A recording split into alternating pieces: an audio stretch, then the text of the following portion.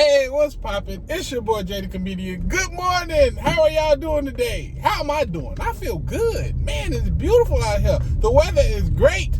And yes, this is an ExJw video, and you know what you're supposed to do. Anytime you see an ExJw video, you hit the like button and you leave a comment to help the YouTube algorithm show it to as many people as possible. And if you're new to the channel, subscribe.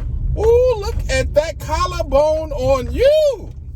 You have a nice, robust collarbone. Now look here, ladies and gentlemen. I hope I'm not making you feel uncomfortable. You let me know if I am by looking at your collarbone, because I can't look away. It's a good-looking collarbone. Anyway, if you've never had anybody so vigorously compliment your collarbone, you can thank me by subscribing. I would appreciate that. Anyway, so today I want to talk to you guys about Jehovah Witness shunning and separations and stuff like that, because I just really want to try to break it down a little bit more, because I want you guys to think. I'm always with the thinking. I'm not always right, but I'm with the thinking. So, okay, a lot of people think that the Jehovah Witnesses want to separate you from your family.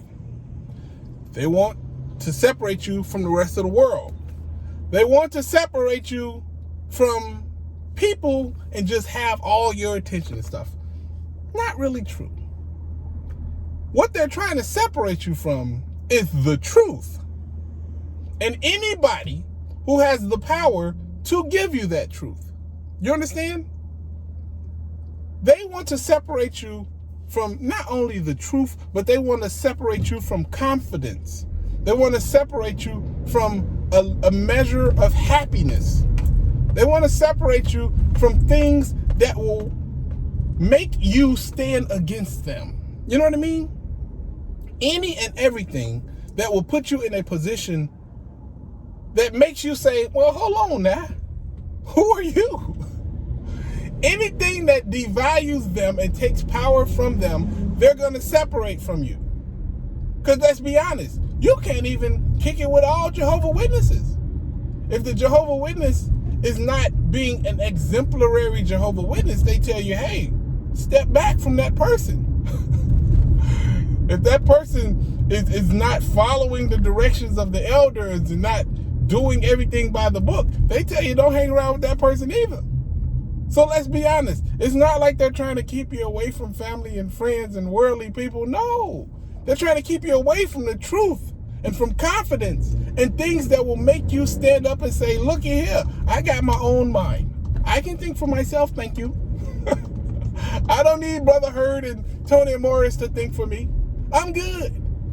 Oh, Stephen the Let Face, he needs to figure out what his face is doing. His face needs to figure out what's going on. I don't need his face thinking for me. You know, that's kind of meaning. Because this is the thing. The Jehovah Witnesses are always talking about the truth. We have the truth. We are the truth. And all this other thing. But they're actively trying to prevent you from ever getting the truth. Just think about it. They don't want you reading certain literature. They don't want you watching certain things. They don't want you talking to certain people. Who does that? Who's afraid of the truth? Who's afraid of a conversation? Why would a conversation ever be a threat to anybody? If it's the truth can defend itself. I want you to listen to me right now, because this is something that you can use for the rest of your life. The only person or the only people who are afraid of the truth is somebody who's lying to you. That's something that was told to me a long time ago, and I never forgot it. Because you can tell. It's something called a consciousness of guilt. That means that they behave in a way that's different than what they're saying. Because if somebody's innocent, right? And they're saying, I'm innocent. I'm completely innocent. I did not slap the hell out that old lady. And then you say, you didn't slap the hell out that old lady, huh? You know we have footage. And they're like, oh. Nobody said that'd be footage. That's a consciousness of guilt. That means that in the back of their mind, damn it, I did this. I just didn't know I got caught doing it. They still haven't admitted to it, but they're behaving in a way in which they know that they're wrong. For them to say that people that leave the organization and speak negatively about the organizations are lying, diseased mind, dangerous people, that shows a consciousness of guilt. Because I talk to ExJWs all the time. Yeah, some of them are crazy as hell. I'm one of them. But the point is, I've yet to meet one that lies about the organization. I know some people who get some stuff wrong from time to time. I'm also one of them. But nobody is out here lying on the organization. Nobody is out here purposefully spreading mistruths. That's not how it works. So to call us liars and evil and sons of Satan or daughters of Satan, either way it go, it doesn't stand up. That's a lie. That in itself is a lie, and you only tell that lie when you are worried about somebody listening to what the truth is. Because it's a funny thing when you hear the truth. It's funny because sometimes the truth can sound untruthful, especially based on your own personal biases. But for the most part, for the majority of the time, when you hear the truth, no matter how crazy it is, if it's the truth, most of the time, you know it when you hear it. You know, it's just like, oh God, I don't want that to be the truth, but God, it sounds like the goddamn truth.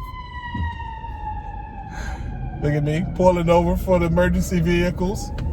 Way to go, Jay. Good citizen. Anyway, but yeah, you know the truth when you hear it. When I tell you that the elders have a secret book that women are not allowed to look at, that has crazy rules in it, a lot of people will say, that's not true. Nah, I don't believe you. A lot of JWs say that, right? But in the back of their head, like when I first heard it, okay, I was the ExJW when I first heard it, so maybe I had a little bit more like mental like openness. But when I heard it, even if I wasn't a ExJW, I would have, it has that ring of truth to it, you know? It's like, you say women can't look at it? God, that sound like something. That sound like something the JWs will do. They quick to throw a woman in front of a bus. Notice I didn't say under the bus. I said in front of a bus because they get a ladies a hard time. But the point is this. They don't want you talking to ExJWs for a very, very, very simple reason. When you can talk to anybody else, when you talk to somebody who's not a Jehovah's Witness, first off, why are you talking to them? They're worldly. You shouldn't be talking to them either. But for the most part, if you try to explain away something like, oh, you know, I don't talk to my mother anymore, or I don't talk to my child anymore for religious reasons, they're going to tell you, that sounds dumb. That makes no sense. What the heck? And you can explain it away, but the thing that most Jehovah's Witnesses do when they hear stuff like that, the thing that they always go to, they always do it. I always see them do it. They say, oh, you just don't get it. You don't understand. You don't get, how could you? You're getting blinded by Satan. How could you possibly understand the ways of the only true God? There's no possible way you can understand what the only true God is commanding of us. That's what they say. It is easy to do. Oh, you just don't understand. Boom. But if you're talking to an ex-Jehovah's Witness, if you're talking to somebody who's been to those assemblies, who've been in that back room, who friggin' conducted some of the judicial committees, who's been all up and through that organization, you can't just tell him, oh, you don't understand. It doesn't work because you know they do understand. And not only do they understand, they can give you examples. They can give you exact scenarios and tell you stories. They might know the same people you know. And when you have that, that makes you do the thing that wakes up more Jehovah Witnesses than anything else. That makes you think. That makes you question stuff. Now, when it comes to human beings, we always have questions. And if we can't get an answer for it, we make it up. Who created the universe? God. Are you sure? I don't know. But until I am sure, God did it. Like, I mean, humans, we do that. We do that type of stuff. If it's a question we don't have an answer to, we'll find an answer. May not be the right one, but I'm going to find an answer, goddammit. And that's what we do as people. We find a way to answer questions, and the Jehovah Witnesses and their leadership try to stifle that. Which is funny, because if you believe in God, God would have specifically put inside you the ability to want questions answered, to critically think about things and demand for things to make sense. Because that's the only way you can move forward. I know I'm one of those people to whereas something has to make sense to me before I can move forward with it. You know what I'm saying? Like, that's how I'm built. Somebody be like, okay, Jay, I want you to go over here and do that and do this and do that over there. I'm like, okay, before I go over there, let me wrap my head around this. Okay, it has to make sense to me before I'm able to go over there and confidently pull it off, you know? That's just me. I'm that type of person. I'm hella nervous if something doesn't make sense to me in my head. And there's hella times I'm like, oh, that's what that is. And then I'm more comfortable with doing it. But human beings, we question things. We want to know how stuff works. We've always done that. Now, if the organization is making you not question things, and they're giving you answers that don't make sense, and they're not allowing you to wrap your head around it, and they're just saying, no, just have faith.